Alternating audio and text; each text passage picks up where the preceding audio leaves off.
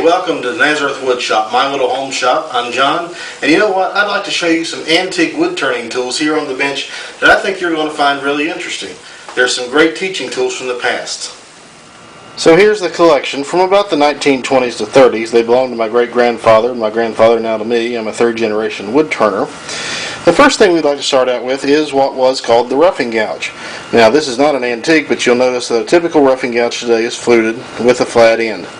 In the 1920s and 30s, gouges basically were of one type, and that is this typical pattern of a rounded-lipped fluted gouge.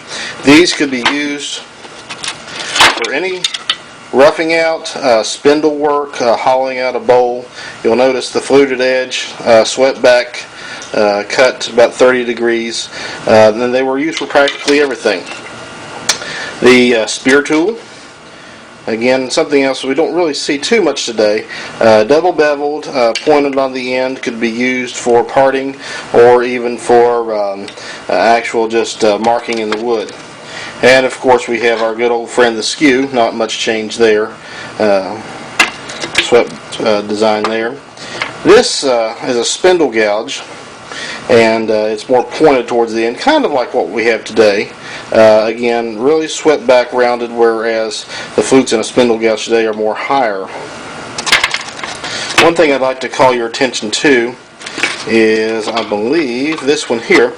This is an older spindle gouge, and it is more pointed on the end, and I use this a lot for doing some shaping work in my pens. In fact, pens is what I mostly turn.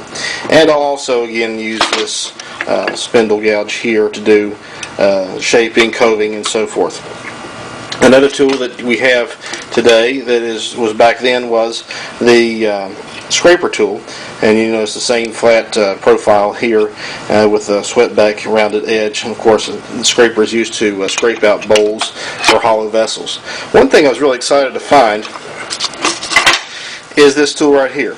This tool is a beading tool, and pretty much today people are coming out with these tools and claiming that they're new, and there's nothing new about a beading tool. This, of course, if you're not familiar with it, a beading tool is a specialty tool. You see this half moon ring cut into it, and basically you hold this tool on your wrist, and you can actually go right into the wood and cut a perfect bead without having to shape a shoulder cut with a skew. Just one other thing to point out is this handmade tool.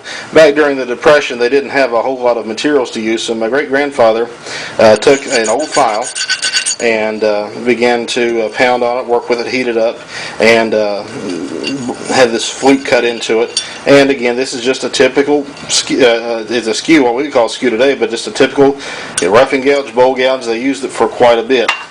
And here's another example of that, just a smaller version, but basically the same idea. It was an old file that he had actually worked down, and you can see he was actually even able to taper a little bit. And the handles, he also made all the handles. And of course, again, bear in mind these are nearly 100 years old and seen a lot of use. My grandpa and my great-grandfather were master turners, and they made beds, the bed I sleep in, made with these very tools that you see sitting here. So not a lot of value here, but a lot of sentimental value to me. And that is basically about it. If you'd like to see any of these other tools up close with a picture, I can show you I can email you a picture of one of their profiles. I hope today's video was a little educational and perhaps even a little entertaining for you.